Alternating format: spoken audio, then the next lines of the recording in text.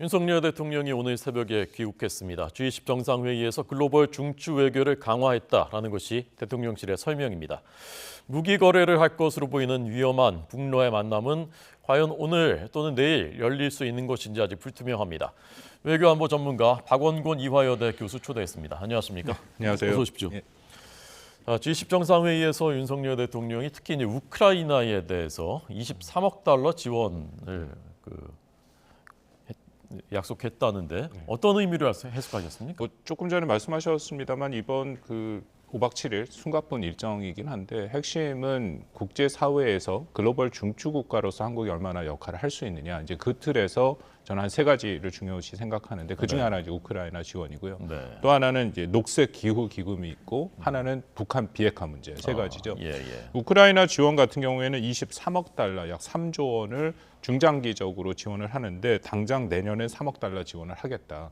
이거는 지난 7월에 윤 대통령이 우크라이나를 방문하지 않았습니까? 그때 우크라이나 평화연대 이니셔티브라는 것을 발표를 했었는데요. 쉽게 말씀드리면 한국 정부가 기본적으로 살상 무기는 지원하지는 않지만 그 외에 안보적인 지원, 인도적인 지원, 또 재건 분야에서는 우크라이나를 적극적으로 돕겠다. 국제사회의 연대에서 이제 그런 구상이었죠. 그것을 실행하는 첫 단추로 3억 달러를 내년에 지원하고 그리고 총액은 이제 20억 달러 정도를 지원을 하겠다라고 지금 밝히고 있습니다.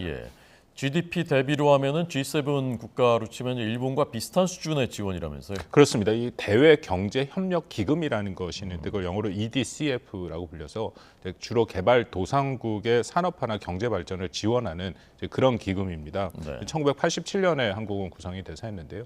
전체 액수로 보면 G7 국가의 일본 정도의 수준이니까 굉장히 높은 수준으로 이전보다 지원 규모를 2배 정도 늘렸다. 그러니까 이것은 국제사회에 그만큼 기여를 한다는 측면에서의 매우 중요한 의미가 있고 특히 우크라이나 전쟁은 국제사회의 기본적인 질서를 흔드는 것이지 않습니까? 그래서 지난번에 한미일이 캠프 데이비드에서 만났을 때도 세계관을 공유하고 그것을 해결하는 문제로 규범에 기초한 국제 질서를 보존하고 그것을 강화하는 데 노력을 하겠다. 근데 그 중에 하나가 힘을 통한 현상 변경 반대인데 그리고 주권 존중이죠. 바로 그런 부분이 훼손되는 것이 우크라이나 문제이기 때문에 이번에는 굉장히 구체적으로 한국이 기여할 수 있는 그 분야를 얘기를 했다라고 생각이 듭니다. 이게 우크라이나 재건 사업 참여하고도 좀 연관지어서 생각해 볼 수가 있습니까? 그거는 당연히 앞으로도 말씀드린 것처럼 이 대외 경제 협력 기금이라는 것이 전체적으로 다 필요한 부분이니까 전쟁 중도 그렇고 전쟁이 끝나면 당연히 재건 사업이 필요한 것이고요. 거기에 한국이 지원을 한다라는 것은 연장선상에서 가능하다고 생각이 됩니다. 아까 현지에서 취재한 강희경 기자 리포트를 봤습니다만 지난 3월 이후에 한일 정상들이 6번째 이제 이번에 또 별도의 회담을 했고 한일중 정상회의가 여기서 또 논의가 됐다면서요? 그렇습니다. 가장 중요한 거 올 연말에 특히 한국의 입장도 그렇고 동북아의 핵심 국가인 한국과 일본, 중국 3국의 입장에서도 과연 한일중 정상회의가 이번에 열리느냐 안 열리느냐가 매우 중요한데요. 마지막 열린 게 2019년 이제 코로나 전에 청두 중국에서 열렸습니다. 그 이후에는 코로나 영향도 있었지만 한일 관계가 안 좋았기 때문에 아예 3국의 정상회담 자체가 어려웠었다. 근데 이번에는 한일중이 사실은 현재까지는 다 긍정적인 입장을 보이고 있습니다. 당연히 일본은 한국과의 관계가 개선됐으니까 원하고 있고 이번에 윤 대통령이 리창 중국 총리를 사실 2번 만나지 않습니까? 따로 한중으로 만났었는데 그때도 같은 얘기를 했고 리창 총리 입장에서는 거기에 연내, 정확한 표현을 쓰면 이런 표현을 했다고요. 적절한 시기 연내 개최를 지지한다라는 얘기가 있기 때문에 이게 굉장히 중요한 의미가 있습니다. 왜냐하면 한미일이 캠프 데이비드에서 이 협약을 여러 가지 협정을 약속을 발표를 했는데 이제 많은 사람들이 판단하기에는 이거는 결국 중국을 겨냥한 것이 아니라 그렇다면 앞으로 한중 관계가 어려워지지 않겠느냐 했는데 역으로 그런 모습보다는 중국이 오히려 한국과 미국, 일본과의 관계를 협력 범위를 좀 넓히려는 하는 모습이 보이거든요. 그거에 하나 시금석이 이번에 한일중 정상회담이 될 수 있다 생각합니다. 이번에 한일중 정상회의가 우리가 의장국이라 그렇습니다. 1년씩 돌아가면서 하기 때문에 이번에는 한국이 의장국이죠. 그래서 이 한일중 뭐 그렇게 표현을 합니다. 네. 조금 이제 제가 착안했던 부분이 리창 총리 이제 두 번을 만났는데 한 번 지난번 회담 때는 51분 장시간 이제 회담을 했고 중국이 먼저 했다는 보도도 있었고요. 이것이 혹시 이제 북러 간에 지금 밀착하고 있는 분위기에 중국이 이것을 좀 염두에 둔 것이 아닌가라는 해석도 있었는데 그 부분 교수님 어떻게 보십니까? 뭐 저는 염두에 둔 부분이 있다라고 판단이 되고 중국의 최근의 입장과 여러 가지 모습을 보면 분명히 북한과 러시아는 과는 조금 거리를 두는 부분이 있습니다. 네. 말씀하신 저는 리창 총리와의 윤석열 대통령 그 회담이 매우 중요하다고 생각을 하는데 우리 정부에서 밝힌 내용을 보면 이런 얘기를 했다는 것이잖아요. 북한이 한중 관계에 걸림돌이 되면 안 된다라는 얘기를 윤석열 대통령이 했고 또 하나는 네. 북핵 문제가 해결이 되지 않으면 한미일이 이런 협력을 더 강화할 수밖에 없다. 그래서 세 번째가 제일 중요한데 중국의 안보리 상임 이사국으로서 책임과 역할을 다해달라. 네, 네. 이거 굉장히 민감한 문제를 다 얘기한 거거든요. 중국의 입장에서는 한미일 협력이 강화되는 것이 매우 불편한 것이고 안보리 상임 이사국에서의 역할을 하라는 것은 유엔 제재를 제대로 지켜라라는 그런 의미도 있고 네. 특히 북한의 이 핵에 대한 또 미사일 발사의 불법성에 대해서도 중국도 같이 동참을 해서 지시를 해라, 지지를 해라라는 얘기인데요. 그간의 지난 한 2, 3년간의 모습을 보면은 중국은 북한이 미사일을 쏘더라도 계속해서 북한의 입장을 지지했고 오히려 이것은 한국과 미국이 정당한 북한의 안보적 고려를 지지했고 그것을 고려를 제대로 반영하지 못했기 때문에 북한이 어쩔 수 없이 그렇게 한다.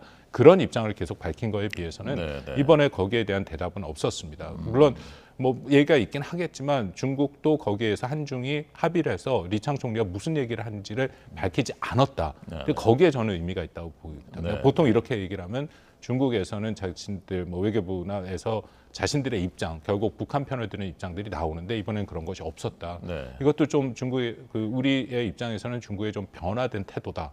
뭐 그렇게 볼 여지는 있다고 생각합니다. 그렇군요. 자, 이번에 리창 총리한테 시진핑 주석한테 각별한 안부를 전해달라고 윤 대통령이 얘기를 했다는데 만약 한일중 정상회의가 열리면 총리가 오는 거죠? 리창 그렇습니다. 총리가. 예. 네. 저는 그 부분도 오히려 중국의 입장에서는 더 필요성이 있다. 왜냐하면 리창 총리가 오면 경제 문제를 많이 얘기하게 돼 있는데 뭐 잘 아시다시피 중국이 현재 경제 상황이 매우 안 좋지 않습니까? 네, 네. 이런 상황에서 한국과 일본과의 경제 분야의 협력은 매우 중요하거든요. 그런 면에서도 이번에 한일중 정상회담은 좀 더 가능성이 있어 보입니다. 네. 자, 이번에 바이든 대통령과도 세 차례 이제 뭐 환담 또는 이제 만남이 윤 대통령과 있었다고요. 한미 정상 간의 케미가 더 강화되는 듯한 G20 관람 만찬 때는 바로 옆자리에 앉아서 90분 동안 이제 만찬을 함께했다고 하는데요. 어떻게 보셨습니까? 이번에 전체 다자회의라는 거는 뭐 20개국, G20인 20개국이 움직이고 있고 여러 그 움직임 사이에서 정상 간의 만남은 이제 순간순간 이루어지는 것이죠. 네네. 뭐 복도에 만나서 인사를 할 수도 있고 근데 기시다 총리는 20분간 따로 만나기도 했고 네네. 다자회의에서 시간을 오래 빼는 것은 쉽지는 않습니다. 그런 면에서 바이든 대통령과 윤 대통령이 만찬 장소 꽤 길게 진행된 관람 만찬에서 얘기를 했다면 뭐 다양한 얘기들이 오고 갔을 거고 이미 알려진 것처럼 일단 미국의 입장에서는 이 한미일 캠프 데이비드가 굉장히 중요한 나름대로 의미가 부여돼 있거든요. 근데 그것을 성사하게 된 가장 결정적인 역할을 한 것이 바로 윤석열 대통령의 한국이다. 네. 한일 관계가 개선이 됐기 때문에 그것이 가능했고 그것은 윤 대통령의 결단이 있었다라는 것은 분명히 미국과 바이든 대통령도 알고 있기 때문에 네, 네. 뭐 보도에 따르면 그 부분을 다시 한번 얘기를 했고 결국은 한국과 미국이 앞으로도 더 협력의 가능성을 열어놓고 가자라는 그런 얘기가 있는데요. 네. 제가 지난번 시간에 한번 우리가 말씀을 나눴습니다만 여전히 내년 미국 대선 네. 그 변수는 있고 바이든 대통령이 지금 지지율이 너무 낮아서 네. 뭐 그런 부분도 좀 우려가 되긴 합니다. 네. 귀갓길에 우리 집에 같이 갑시다. 이거는 무슨 얘기입니까? 뭐 그냥 좋은 뜻으로 보통 서구의 문화들이 자기 집으로 사람을 초대하는 것은 정말로 이 친분이 있어야 가능한 일들이거든요. 네. 그래서 좀 뭔가 친분의 표시다 뭐 그 정도로 이해하고 있습니다. 네, 알겠습니다. 이게 정상회의하고 이제 한미 뭐 한일 이런 것에 이제 좀 가려지긴 했지만 인도가 최근에 달 남극에도 최초로 착륙을 했고, 근데 이번에 한 인도 정상회담에서 방산, 우주, 그다음에 뭐 수소, 뭐 전기차 이런 부분 협력이 합의가 됐다고 하는데 어떤 의미 좀 간략하게 설명해 주십시오. 그렇습니다. 방금 말씀하신 것처럼 인도가 국제사회에서 굉장히 비중이 높아지고 있죠. 근데 이것은 국제 질서가 바뀌니까 미국 주도의 한국도 같이 하는 그 기존의 질서를 유지하고자 하는 세력과 또 이 질서를 뭔가 바꿔보려고 하는 중국과 러시아가 있는데 아시다시피 인도는 비동맹으로 오랫동안 자신들의 독자적인 그런 이 대외 정책을 해왔죠. 네. 그러니까 그런 입장에서는 양측에서 다 인도의 필요성은 분명한 것이고요. 더욱이 최근에 모디 총리가 된 이후에 인도가 경제 성장이 굉장히 뭐 7% 거의 두 자리 숫자에 가까운 경제 성장을 지난 수년간 해왔기 때문에 경제력도 커지고 인구는 이미 중국을 추월했다. 이게 공식 통계가 좀 어렵습니다. 인도는 그런 얘기가 나오고 방금 말씀하신 같이 찬드리안 3호가 달에 착륙을 했다. 그러니까 여러모로 인도는 앞으로 매우 주목되는 국가인 것은 분명하고요.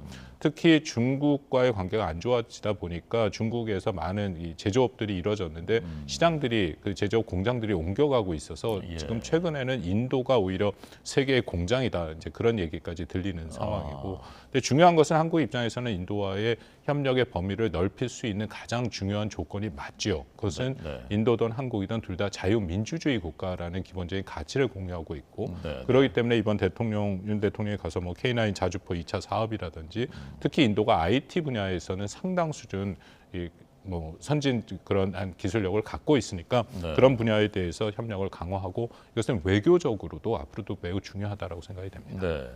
인도의 전략적인 가치가 높아지고 있기 때문에 이번에 미국도 인도, 중동, 유럽을 잇는 이른바 경제 회랑 그래서 이제 중국을 견제하기로 이제 MOU 체결됐다면서요? 그렇습니다. 이번 이 발표가 사실은 매우 중요한 것 중에 하나인데요. 특히 사우디아라비아도 여기에 참여를 하기로 했다. 최근에 아시겠지만 사우디아라비아와 미국과의 관계가 별로 안 좋습니다. 그래서 사우디가 자꾸만 저쪽 중국 쪽으로 협력을 하는 모습이 있었는데 이번에 좀 야심찬 계획을 바이든의 미국 정부가 밝혔었죠. 그러면서 인도와 중동 그리고 유럽을 연결하는 이런 큰 프로젝트를 하겠다 하는데 여러 내용이 있습니다만 일단 철도망을 연결하겠다는 게 주목이 돼요. 이게 전체가 4,800km 정도 되거든요. 그렇게 연결을 하게 되면은 거기서 이제 통신망이라든지 뭐 청정 에너지라든지 무역 그런 수요들을 다 충족하겠다. 근데 중요한 것을 말씀드린 것처럼 참여하는 국가가 인도도 참여를 하고 사우디도 참여하고 물론 유럽의 핵심 미국 동맹국인 프랑스, 독일, 이탈리아도 참여를 하는데 이들 국가가 정말 제대로 이 프로젝트를 만들어내고 시행을 한다면 중국이 갖고 있는 1대1로랑은 뭐 대척점이라고 표현하기는 그렇습니다만 그것을 충분히 상쇄할 수 있는 의미 있는 그런 국제 개발 프로젝트가 될 수 있다라는 생각은 있습니다. 네. 바이든 대통령이 이것은 정말로 빅딜이다, 큰 거래다라고 얘기를 했다고 하고 회랑이란 건 이제 긴 복도를 얘기하는 그런 것입니다. 자, 그래서 이제 미국은 이른바 이제 인도 태평양 전략을 강화하고 있고 여기에 또 다른 축이 이제 북한과 지금 러시아 그리고 앞서 말씀하신 중국은 또 이제 이 문제에 대해서 약간 좀 민감하다라는 말씀이신데 북러 간에 지금 그 정상회담이 어떻게 되는 겁니까? 글쎄 뭐 계속 핵심 뉴스로 나오고 있는데요. 만약에 김정은이 원래 그 뉴욕타임스가 얘기를 했고 미국의 발표를 따른다면은 오늘 새벽 정도에는 출발을 했어야 된다라고 생각이 됩니다. 그래야 12일을 기점으로 맞추는데 뭐 만약에 그 김정은이 타는 열차가 태양호라고 불리는데 그 움직임은 당연히 위성이나 해서 다 탐지가 가능합니다. 그래서 만약에 움직이기 시작을 했다면은 뭐 미국이나 해서 얘기가 나올 수 있는데 아직까지 그런 조짐은 보이질 않는다라고 생각이 되거든요. 미국이 포착했는데 얘기를 아직 안 하고 있을 가능성도 있는. 미국이 최근에 하고 있는 것을 보면 이른바 인지전이라는 것을 하고 있지 않습니까? 인지전이라는 것은 상대방이 뭘 하는지, 뭘 계획하는지를 미리 얘기해서 그걸 막는 활동이거든요. 우크라이나에서도 그렇게 하고 그렇게 해서 그 대표적인 게 말씀하신 것처럼 작년 같은 경우에 2월 14일 날 정확히 그날 러시아가 불법 침공을 한다라고 백악관이 발표를 했더니 그날 안 하고 2월 24일 날 러시아가 침공을 시작을 했거든요. 그러니까 그런 게 일종의 인지전인데 만약에 움직임을 한다면 미국의 입장에서는 이 북한과 러시아의 움직임을 다 알고 있다는 것을 보여준다는 측면에서 움직인다라는 얘기를 할 수도 있다고 생각이 되는데요. 아직까지 뭐 제가 이건 좀 정보가 제한돼서 말씀드리기 조심스럽습니다만 그런 모습은 보이지 않고 있다라고 판단이 됩니다. 네. 동방 경제 포럼 블라디보스톡에서 열리는 게 10일부터 13일이니까 이미 개막은 했고 푸틴 대통령이 여기에 이제 가는 것은 이제 기정사실인 거고.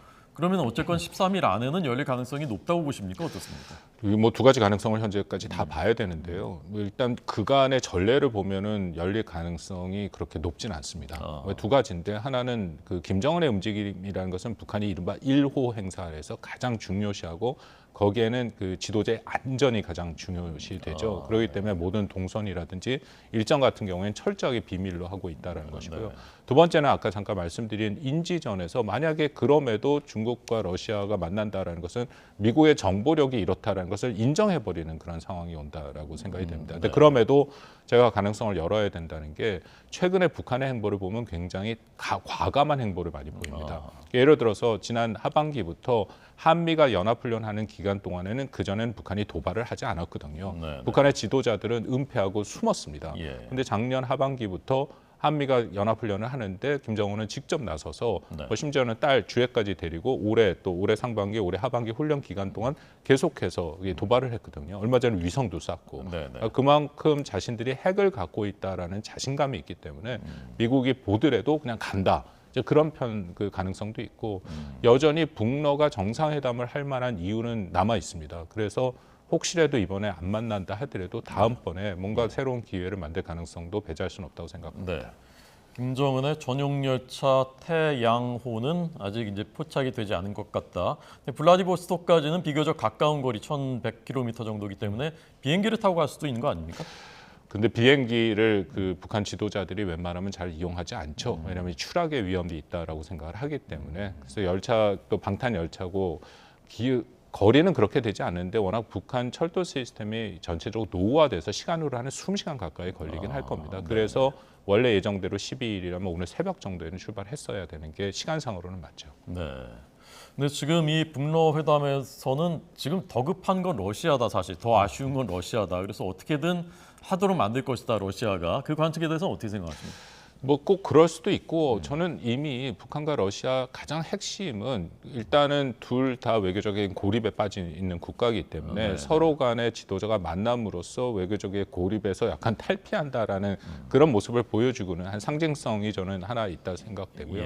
실질적으로는 이미 많이 얘기 나온 것처럼 무기 거래 거기에 상응하는 러시아의 조치 무기 거래와 상응 조치 같은 경우에는 구태여 지도자들이 만나지 않더라도 거기에 대한 내용은 이미 상당 부분 얘기가 됐을 수 있고 그리고 미국의 발표에 따르면 이미 일정 수준 북한의 탄약이라든지 하는 무기가 러시아에 전달이 되고 있다 얘기를 하니까요. 그 부분은 조금 다른 얘기다라고 생각이 됩니다. 네. 무기를 이제 근데 판매하는 것은 그 꼭 정상들이 만나지 않아도 합의가 될 수 있을지 모르겠지만 지금 이제 북한이 강력하게 원하고 있는 군사 정찰 위성이라든가 또는 핵 추진 잠수함 기술을 달라. 이것은 정상 간에 담판을 해야지 가능한 것 아닐까요? 근데 담판을 하더라도 뭐 저는 북한도 잘 알고 있으라고 생각을 합니다만 러시아가 그런 기술을 줄 가능성은 저는 거의 없다고 봅니다. 왜냐하면 이게 소련 시절부터 지금까지 러시아나 소련이 보여줬던 걸 보면 아무리 동맹국, 아무리 우호국이라도 이 첨단 자신들의 무기나 첨단 기술을 이전하지는 않았거든요. 그러니까 예를 들어서 그렇기 때문에 북한 같은 경우에는 무기 체계가 옛 소련 시스템과 지금도 갖고 있는 무기 체계가 러시아와 유사한 것이 많이 있습니다. 이것은 러시아가 지원을 해줬다기보다 북한이 그것을 어쨌든 무기를 밀반입 형식으로 해와서 그 리버스 엔지니어링이라 하죠. 역설계를 통해서 자신들이 그런 무기를 만들어내는 거거든요. 대표적인 게 KN-23 이제 탄도 미사일인데 그 러시아 이스칸데르를 모델로 해서 만든 미사일은 맞습니다. 근데 그런 면을 볼 때 과연 첨단 그런 이 기술을 이전할 것인가에 대해서 의구심이 되고요.